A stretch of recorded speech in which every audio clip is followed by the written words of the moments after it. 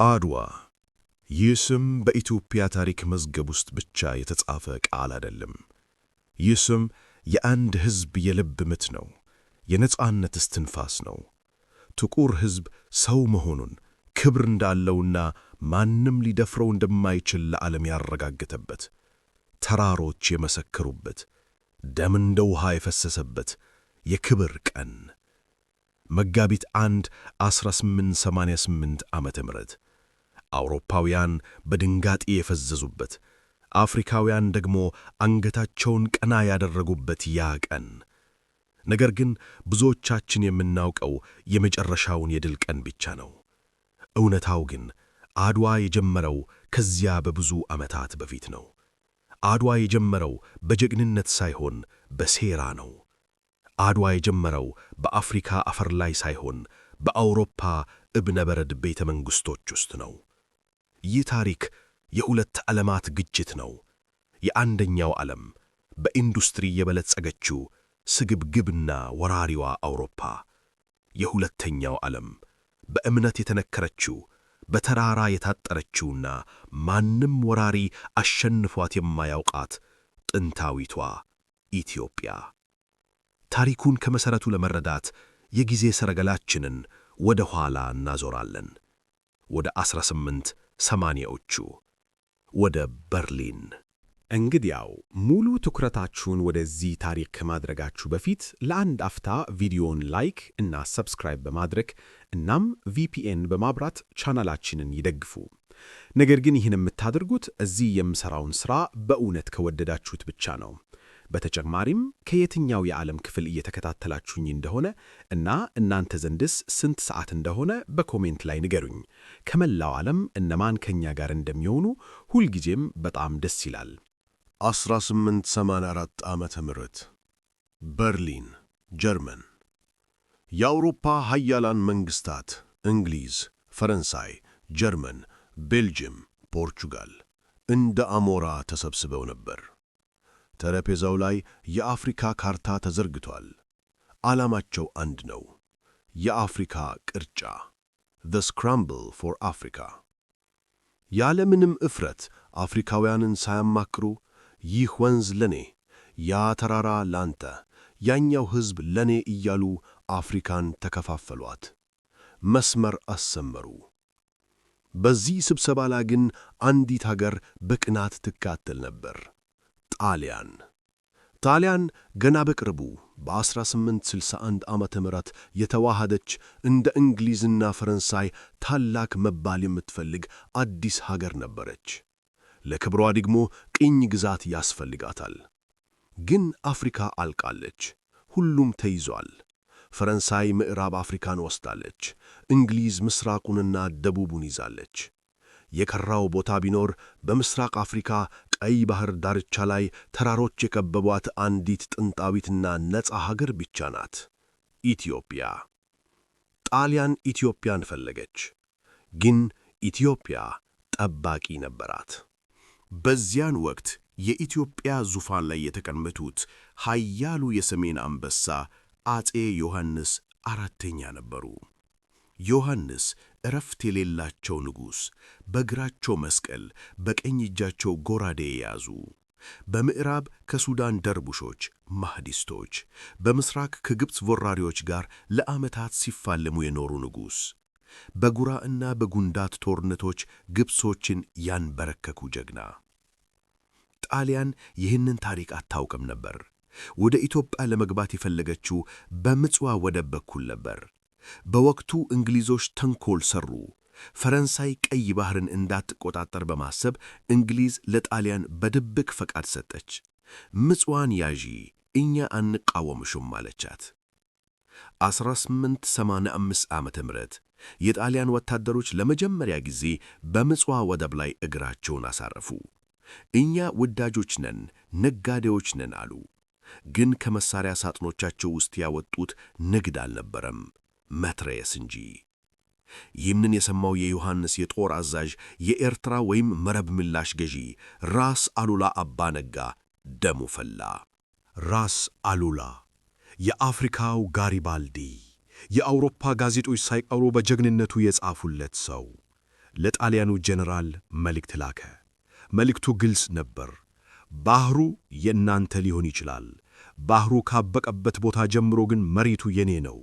ኢትዮጵያ ድንበሯ ምጽዋ ላይ ነው። አንዲት ስንዝር መሬት አልሰጡም። ጣሊያኖች ግን አልሰሙም። አሉላን ናቁት። ያልሰለጠነ ጥቁር ጄኔራል አሉት። ከምጽዋ አልፈው ወደ ሰዓቲ ምሽግ ገቡ። የባቡር ሐዲድ መዘርጋት ጀመሩ። ወደ መሬታችን ገፉ። አሉላ ወሰነ። ቃላት አለቁ። አሁን የሚያወራው ብረት ነው። ጥር 1887 ዓመተ ምህረት ጣሊያኖች እብሪታቸው ጣራ ነክቶ ነበር። 500 የሚሆኑ ምርጥ ወታደሮቻቸውን በሌተናል ኮሎኔል ቶማሶ ደ ክሪስቶፎሪስ መሪነት ወደ ሰዓቲ ምሽግ ስንቅና መሳሪያ እንዲያከብሉ ላኩ። እነሱ የሚሄዱት በሰላም ይመስላቸው ነበር። እነዚህ ገበሬዎች አይነኩንም ብለው ነበር። ግን ራስ አሉላ በዶጋሊ ጠባብ ሸለቆ ውስጥ ከ10,000 የተራቡ አንበሶች ጋር አድፍጦ ጠበቃቸው። ዶጋሊ ጦርነቱ የጀመረው እንደ መብረቅ ነበር። የጣሊያን ወታደሮች ገና መጥረየሳቸውን ሳያቀነብሩ የአሉላ ጦር በላያቸው ላይ ዘነበለ። የጣሊያን ዘመናዊ መሳሪያ ከኢትዮጵያ ጀግንነት ጋር መቆም አልቻለም። የቅርብ ለቅርብ ውጊያ ሆነ። በ4 ሰዓታት ውስጥ 500ዎቹም የጣሊያን ወታደሮች አለቁ። አዛዣቸው ደ ክሪስቶፎሪስ በጦር ተወግቶ ወደቀ። አንድም ሰው አልተረፈም ማለት ይቻላል። ይህ የዶጋሊ ጦርነት ነው። ይህ የአድዋ መግደም ነው። አውሮፓ ለመጀመሪያ ጊዜ ደነገጠች። ይህ ዜና ሮም ጣሊያን ሲደርስ ሕዝቡ አበደ፣ አለቀሰ። እንዴት በጥቁሮች እንሸነፋለን?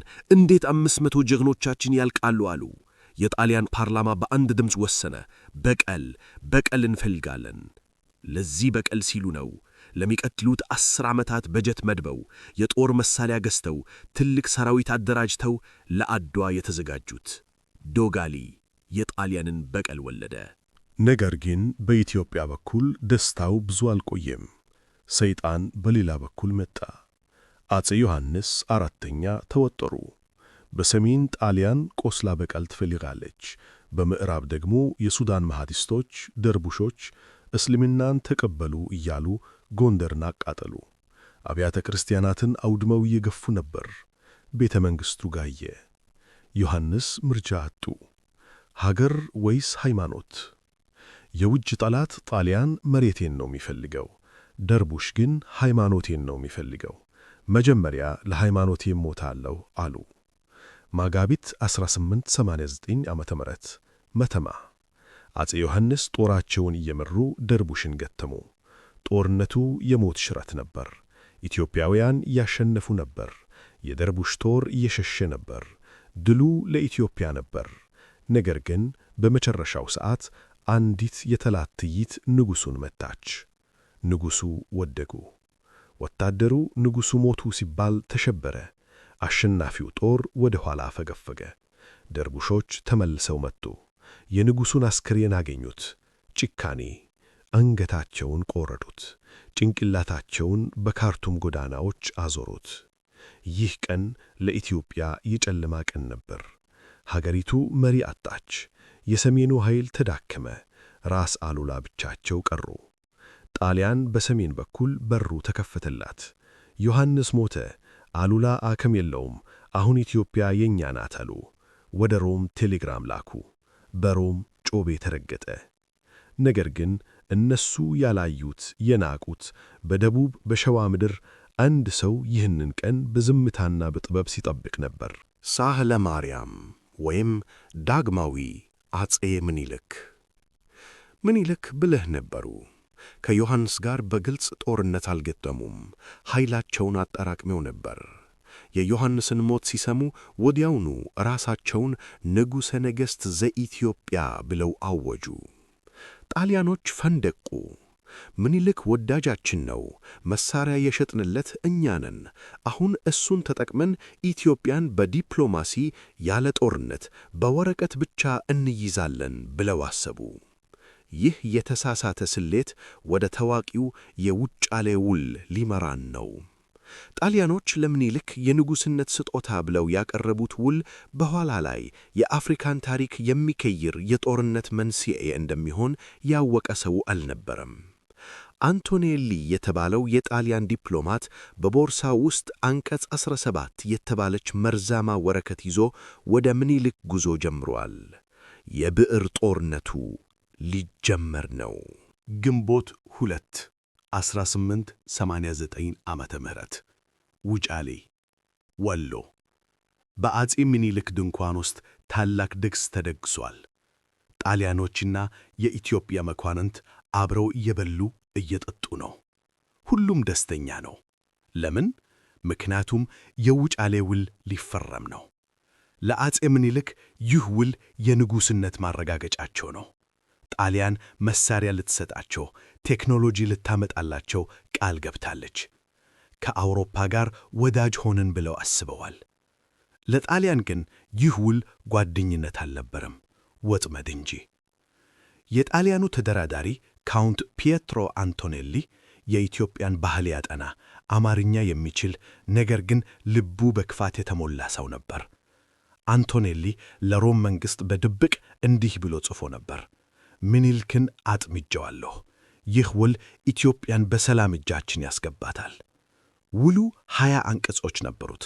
ንግድ፣ ድንበር፣ መሳሪያ፣ ሁሉም ነገር ጥሩ ይመስላል። ነገር ግን ሰይጣን ያለው ዝርዝሩ ላይ ነው። አንቀጽ 17። ይህ አንቀጽ የኢትዮጵያን ዕጣ ፈንታ የሚወስን ነበር። በአማርኛው ውል ላይ አንቀጽ 17 እንዲህ ይላል።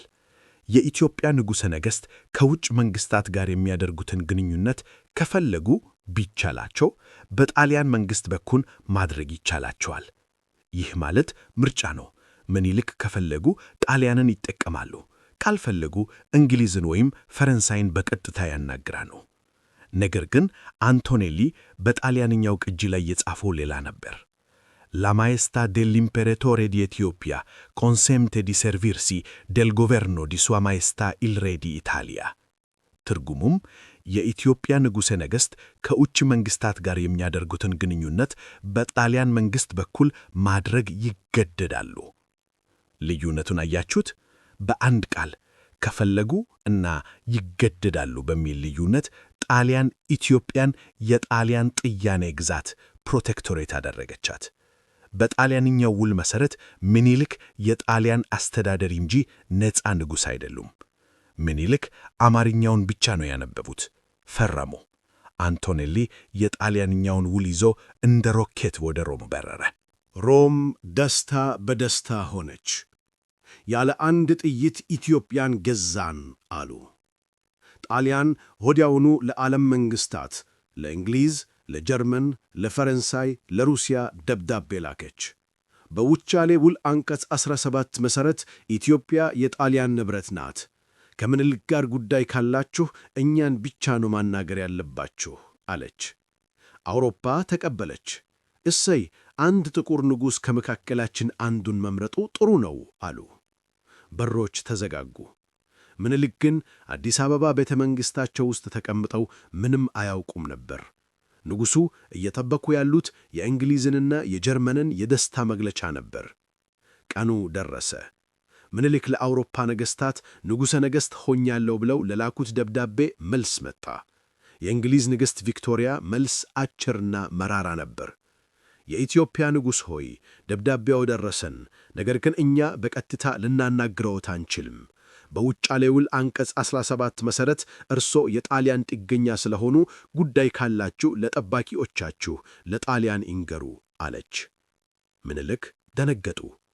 ጠባቂ? ጥገኛ? ምን ማለት ነው? ግራዝማች ዮሴፍን ጠሩት። ይህንን አንቀጽ በደንብ ተርጉሙልኝ አሉ። አማርኛውና ጣሊያንኛው ሲነጻጸር ክህደቱ ፍርጥርጥ ብሎ ወጣ። ምኒልክ ተንቀጠቀጡ። ተሸጠን ነበር ለካ፣ እኔ ሳላውቅ ሀገሬን ፈረምኩባት አሉ። በዚህ የጭንቀት ሰዓት የኢትዮጵያ ብርሃን ወደ ክፍሉ ገባች። እቴጌ ጣይቱ ብጡል። ጣይቱ ተራ ሴት አልነበሩም። ፖለቲከኛ፣ የጦር ስትራቴጂስትና የብረት ልብ የነበራቸው ሴት። ውሉን አዩት። አንቀጽ 17ን አነበቡት። ይህ ውል የሞት ውል ነው አሉ ጣይቱ። ምኒልክ ሆይ፣ ይህንን ውል ካልቀደርክ ታሪክ ይረግምሃል። እኔ ግን በሕይወት እያለሁ ኢትዮጵያ የጣሊያን አሽከር አትሆንም። ጣሊያኖች ምኒልክ እንደ የዋህ ነው ይደነገጣል ብለው አስበው ነበር። ግን ከምኒልክ ጀርባ ያለውን አንበሳ ጣይቱን አልገመቱም ነበር። ጣሊያን ምኒልክ እንደነቁባቸው አወቀች። ለማስተካከል፣ ለማታለል አንቶኔሊን እንደገና ላከችው። አንቶኔሊ ወደ ቤተ መንግሥት ገባ። አሁንም ትዕቢተኛ ነው። ንጉሥ ሆይ ለምን ይናደዳሉ? ይገደዳሉ የሚለው ቃል እኮ ለእርሶ ክብር ነው። የኢትዮጵያ ክብር በአውሮፓ የሚጠበቀው በጣሊያን በኩል ሲሆን ነው እያለ ሊያታልል ሞከረ። ምኒልክ ዝም አሉ። መኳንንቱ ራስ መኮንን፣ ፊት አውራሪ ገበየሁ ጥርሳቸውን ነክሰው ያዳምጣሉ።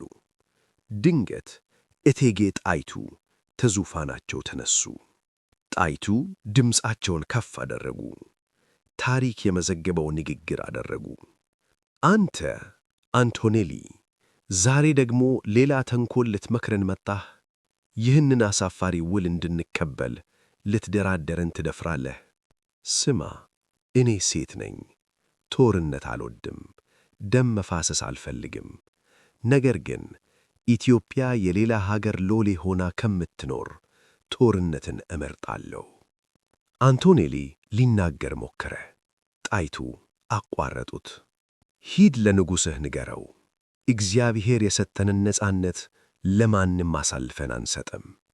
ኢትዮጵያ እጇን ከምትሰጥ እጇን ትቆረጣለች። አንቶኔሊ በድንጋጤ አፉ ተዘጋ። ወረቀቶቹን ሰበሰበ። ይህ ማለት ጦርነት ማለት ነው ብሎ ፎክሮ ወጣ። የካቲት 1893 ዓመተ ምህረት አፄ ምኒልክ ለዓለም መንግሥታት በሙሉ ደብዳቤ ጻፉ። የውጫሌ ውል የክህደት ውል ስለሆነ ከዛሬ ጀምሮ አፍርሼዋለሁ። ኢትዮጵያ ነፃ ሀገር ናት።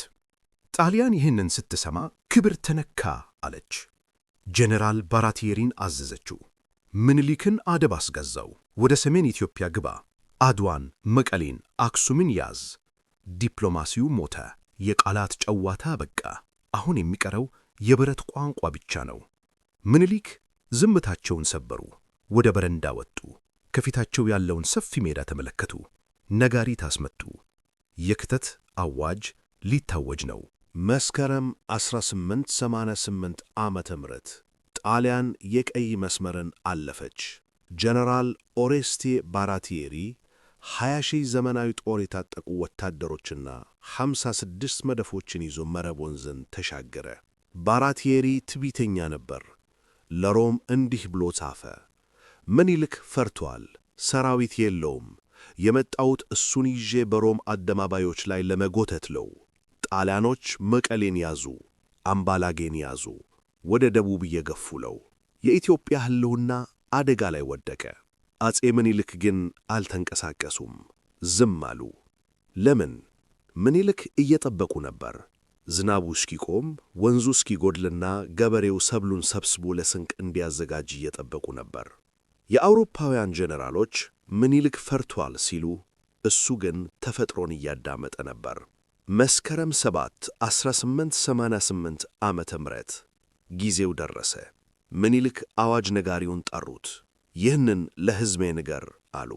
ይህ አዋጅ በታሪክ ከተሰሙ የጦርነት ጥሪዎች ሁሉ የተለየ ነው። ትዕዛዝ ብቻ አይደለም፣ ልመናም አለበት፣ ማስጠንቀቂያም አለበት፣ ሃይማኖትም አለበት። እግዚአብሔር በቸርነቱ እስካሁን ጠላትን አጥፍቶ ሀገሬን አሰፍቶ አቆየኝ። እኔም እስካሁን በደል አላደረስኩም። ሀገሬን ለምታክል ሀገር ክፋት ያለው ሕዝብ መጥቶባታል። አሁን ግን ጠላት ሀገሬን ሊያጠፋ፣ ሃይማኖቴን ሊቀይር፣ ነፃነቴን ሊገፈኝ መጥቷልና ጉልበት ያለህ በጉልበትህ እርዳኝ፣ ጉልበት የሌለህም ለልጅህ ለሚስትህና ለሃይማኖትህ ስትል በጸሎት እርዳኝ። ይህንን አዋጅ ሰምተህ የኢትዮጵያ ልጅ ሆነህ የቀረህ ግን ኋላ አትማረረኝ። ማርያምን ለዚህ አማላጅ የለኝም። ዘመቻው ጥቅምት 1 ነው። ምድር ተናወጠች። ባራቲየሪ ጥቂት ባዶ እግራቸውን የሚሄዱ ገበሬዎች ናቸው ብሎ ነበር። ተሳስቷል።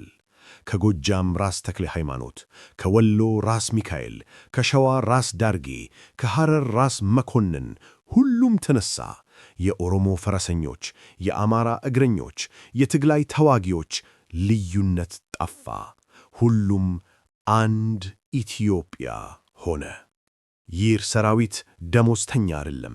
እያንዳንዱ ገበሬ የራሱን ስንቅ፣ በሶ፣ ቆሎ፣ ዳቦ ይዞ ነው የሚዘምተው። እቴጌ ጣይቱ ሴቶችን አስተባብረው በሺህ የሚቆጠሩ ጋኖች ውሃና ምግብ አዘጋጁ። ወታደሩ በረሃብ ከሚሞት እኔ ልሙት አሉ። ግን ከፊት የሚሄደው ማን ነው? የጦሩ ፊት አውራሪ ገበየሁ አባጎራ። ይህ ሰው ሞት የሚፈራው ሰው ነበር። ምኒልክ ገበየሁ ሆይ ቀድመህ ሂዱና መንገዱን ጥረግልን አሉት። ገበየሁ 30,000 የሚሆኑ ምርጥ ተዋጊዎችን ይዘው እንደ ቀስት ተወነጨፈ። ዓላማው አንድ ነው፤ ጣሊያኖች ይዘውት የነበረውን አምባላጌ ተራራ መስበር። ጉዞው ቀላል አልነበረም። ከ1000 ኪሎ ሜትር በላይ በእግር ጫማ የለም። ውሃ በሌለበት በረሃ በወባ በሽታ መሃል እስቲ 100,000 ሕዝብ ይተማል። የጣሊያን ሰላዮች ይህንን ሲያዩት ለባራቲየሪ ነገሩት። ጀነራል፣ ይህ ሰራዊት አይደለም፣ ይህ የሕዝብ ማዕበል ነው። ሴቶች፣ ሕፃናት፣ ካህናት ታቦት ተሸክመው እየመቱ ነው። ባራቲየሪ ሳቀ። የተራበ ሕዝብ ምን ያመጣል? አምባላጌ ላይ ሜጀር ቶሴሊ ይጠበቃቸዋል፣ እዚያው ይገታሉ አለ። ግን ባራቲየሪ የአባጎራን ክንድ አያውቅም ነበር። የኢትዮጵያ ጦር አምባላጌ ደረሰ።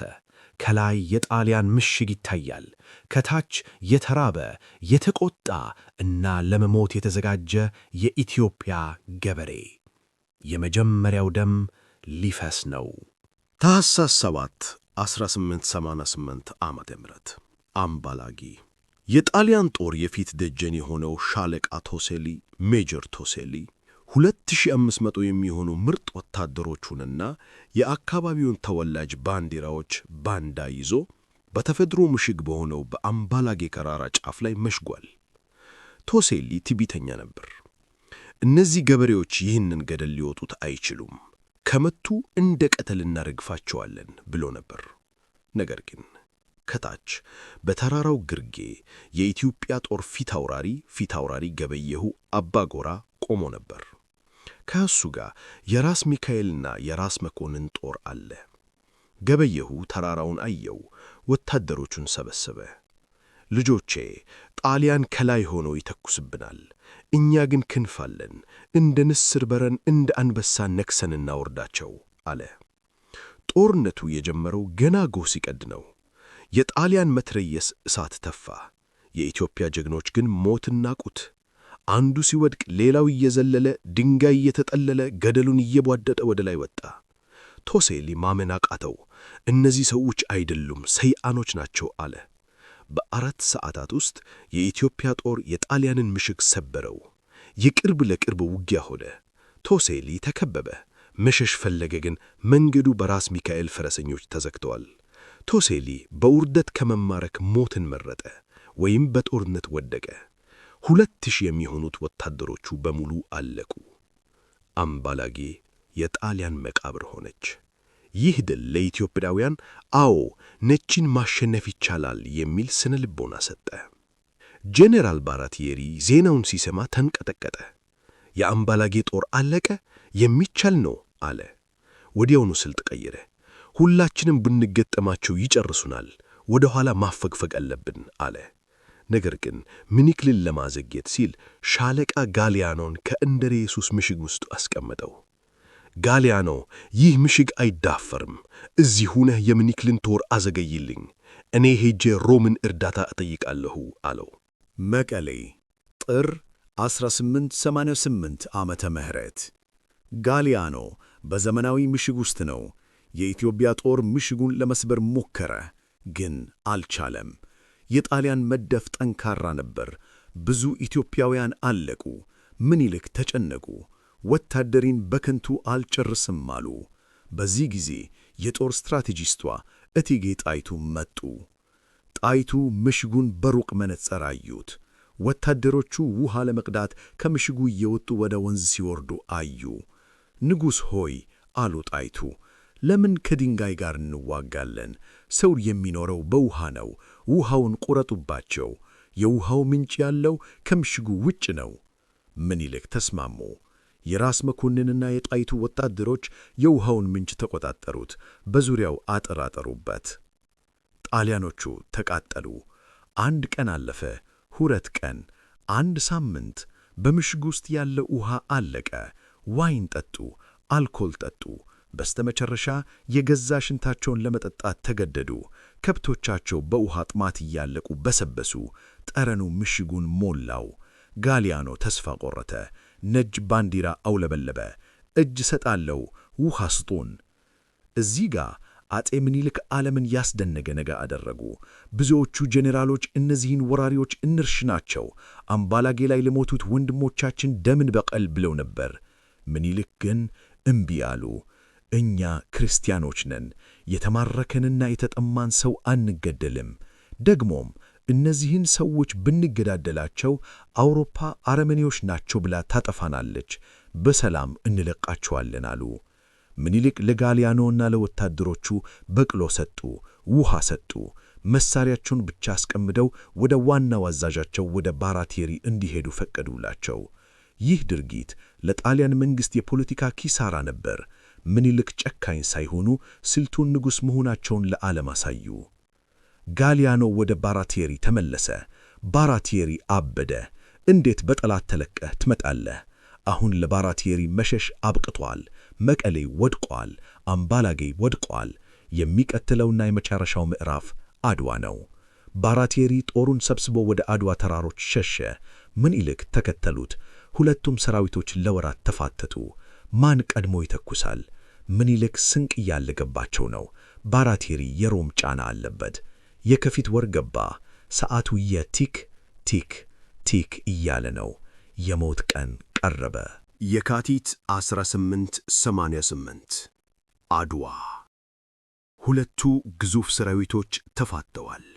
አጼ ምኒልክ በአድዋ ሸለቆ፣ ጄኔራል ባራቴሪ በሳውሪያ ተራራ ላይ። ማንም መጀመር አልፈለገም። ይህ የነርቭ ጦርነት ነበር። ባራቴሪ ብልህ ነበር። የምኒልክ ሰራዊት ግዙፍ ነው፣ 100,000 ሰው። ይህ ሁሉ ሕዝብ በቀን ምን ያህል ምግብ እንደሚበላ አስቡት። ምኒልክ ስንቅ እያለቀበት ነው። በሽታ ወረርሽኝ እየገባ ነው። ዝም ብዬ ከተበኩት በራሱ ጊዜ ይበተናል ብሎ አስቦ ነበር። ስሌቱ ትክክል ነበር። የምኒልክ ሰራዊት እየተራበ ነበር። ወታደሩ ከብት እየበላ ቆሎ እየቆረተም ነበር። ምኒልክም ተጨንቀው ነበር። ወደ ኋላ እንመለስ ይሆን የሚል ሐሳብ መጥቶ ነበር።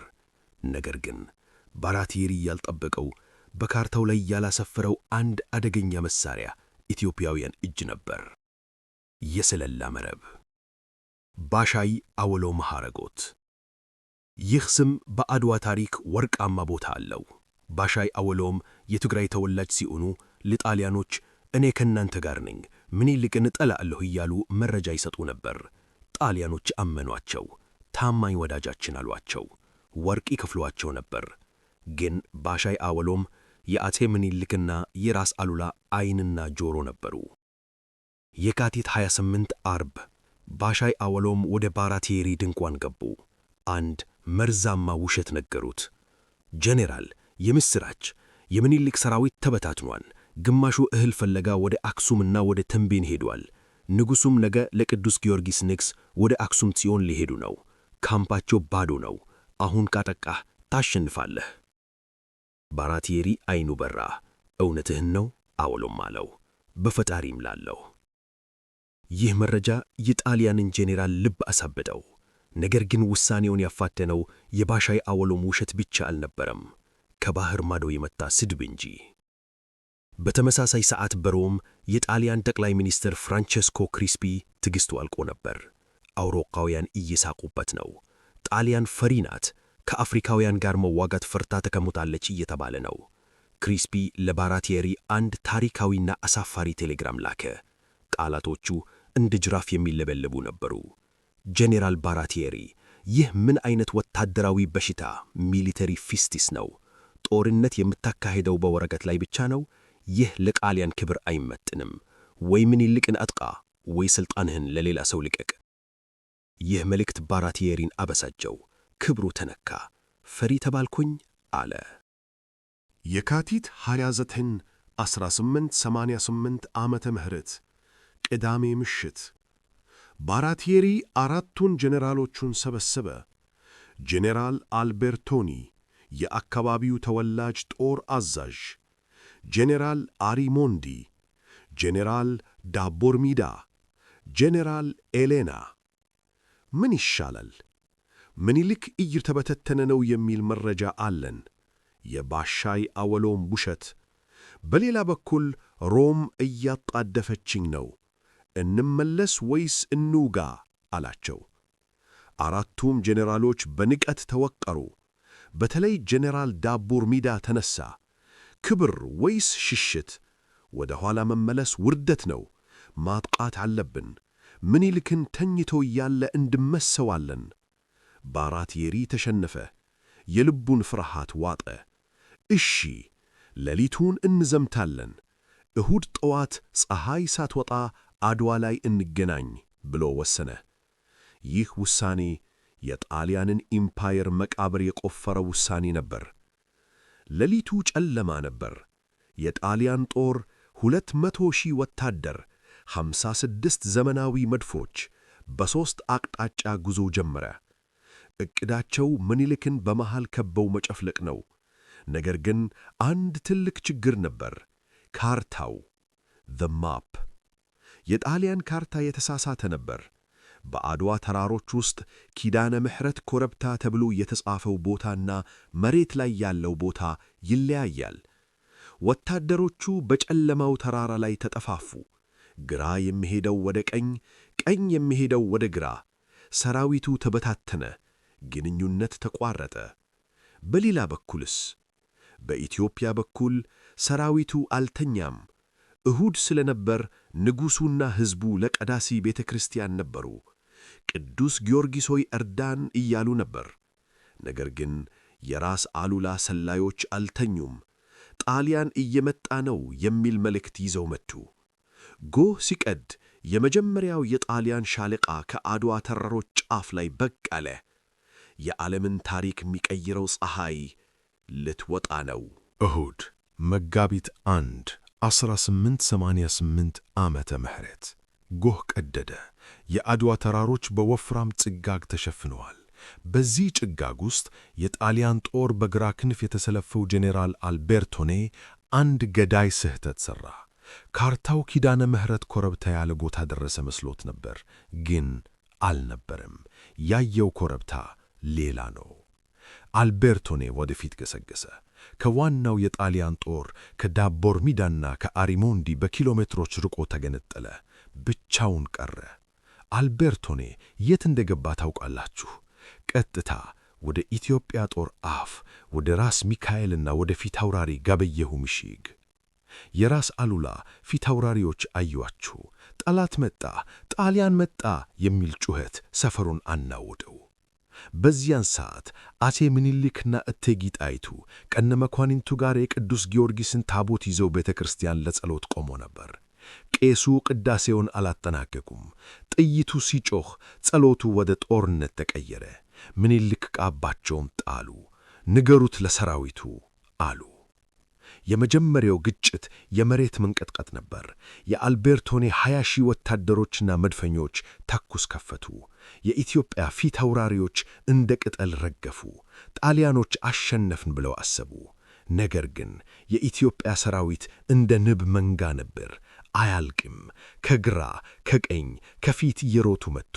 ራስ ሚካኤል በኦሮሞ ፈረሰኞቻቸው፣ ራስ መኮንን በሐረር ጦር፣ ራስ መንገሻ በትግራይ ጦር፣ ሁሉም አልቤርቶኔ ላይ ዘነቡ። ፊት አውራሪ ገበየሁ አባ ጎራ። ይህ ጀግና ቃሉን ጠበቀ። ከምኒልክ በፊት እኔ እሞታለሁ ብሎ ነበር። ደረቱን ለጥይት ሰጥቶ የጣሊያንን መድፍ ለማስቆም ገስገሰ። አንድ ጥይት መጣች። ገበየሁ ወደቀ። ወታደሮቹ ደነገጡ። አባ ጉራ ወደቀ፣ እንሸሽ ይሆን አሉ። ነገር ግን ገበየሁ እየሞተ ቀና አለ። ድምፁን ከፍ አድርጎ እንዲህ አለ፣ ወታደር ወደ ኋላ እንዳትል፣ የገበየሁ መውደቅ ያስደነግትህ?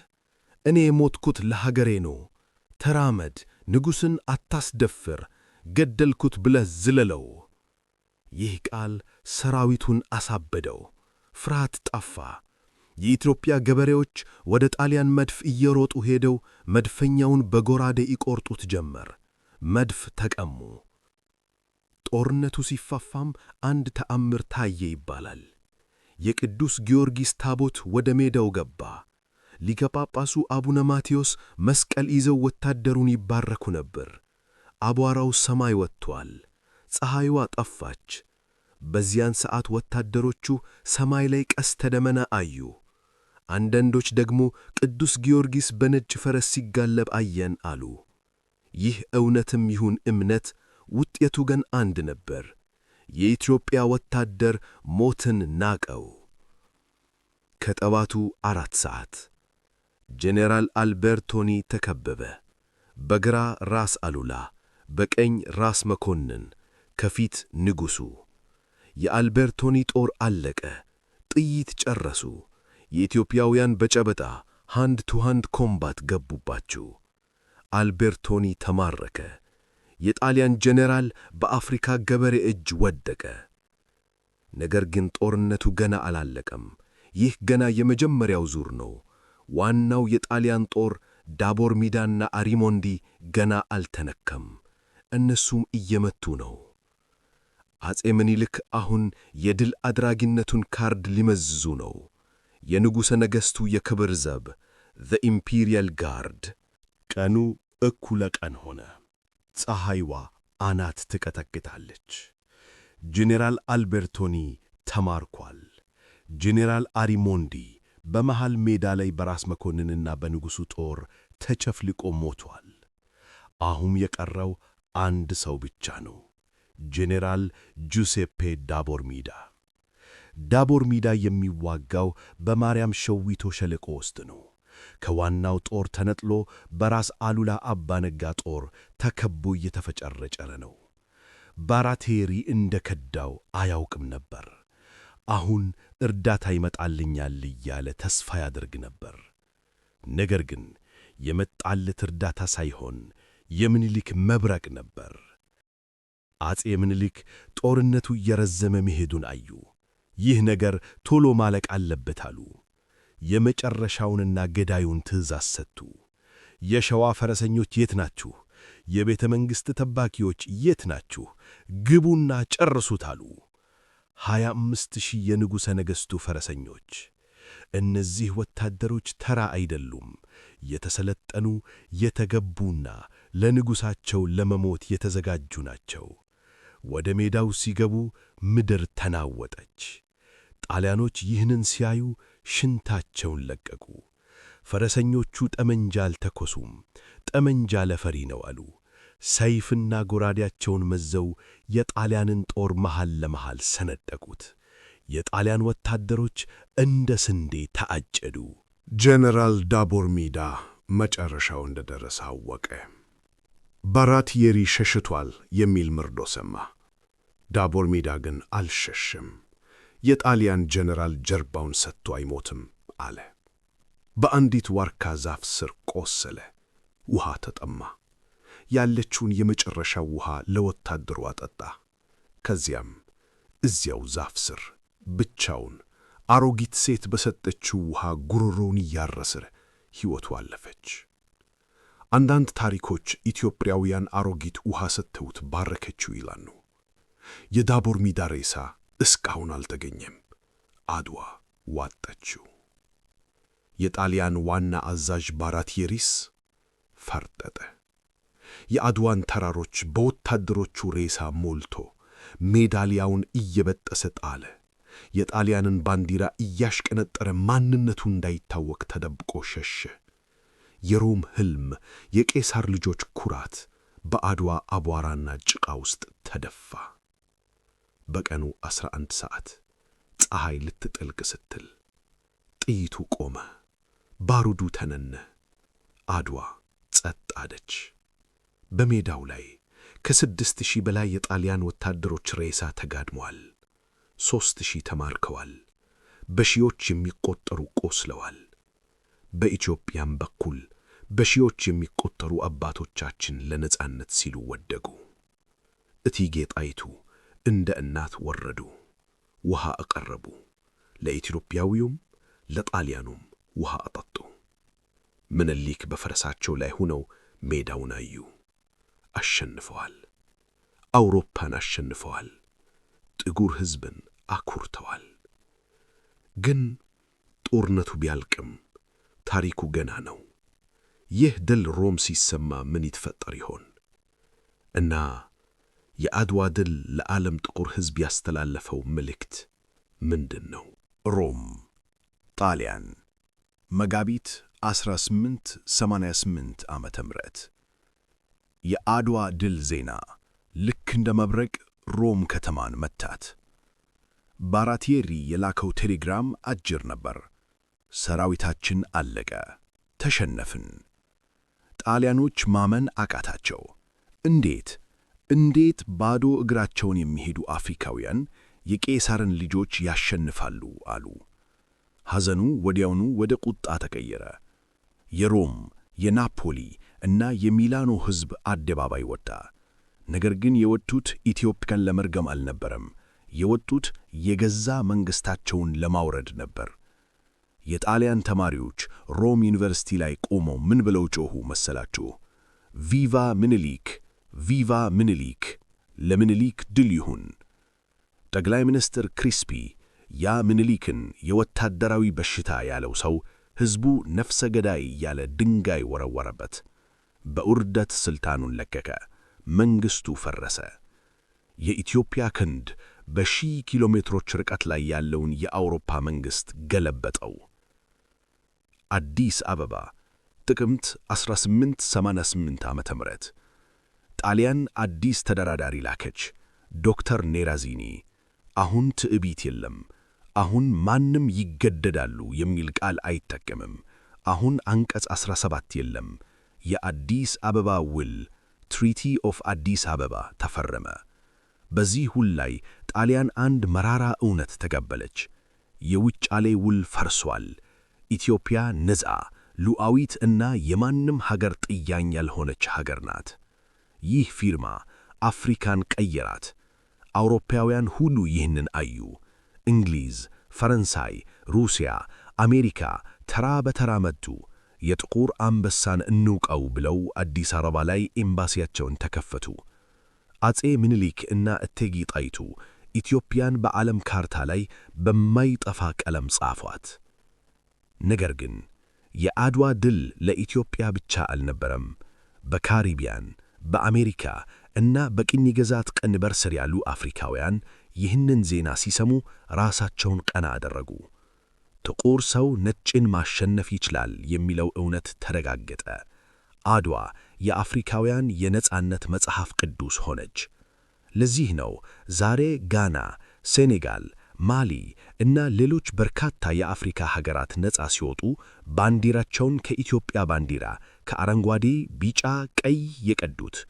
አድዋ የፓን አፍሪካኒዝምን የፓን አፍሪካዊነትን ወለደች። ዛሬ ከአድዋ ተራሮች ላይ ስንቆም የጥይት ድምፅ አይሰማም፣ የባሩድ ጢስ የለም፣ ሰላም ነው። ነገር ግን የእነዚያ ጀግኖች ደም ይጮኻል። የእቴጌ ጣይቱ ብልሃት፣ የፊት አውራሪ ገበይሁ መሥዋዕትነት፣ የራስ አሉላ ስልት፣ የባልጫ አባ ነፍሶ ወኔ፣ የገበሬው ቆራጥነት እና የአጼ ምኒልክ ጥበብ፣ እነሱ የሞቱት እኛ ዛሬ ቀና ብለን እንድንሄድ ነው። እነሱ የወደቁት ኢትዮጵያ እንዳትወድቅ ነው። አድዋ የትናንት ታሪክ ብቻ አይደለም። አድዋ ማንነታችን ነው። አድዋ የጥቁር ሕዝብ ኩራት ነው። ይህ የአድዋ ጦርነት አጠቃላይ ታሪክ ነው።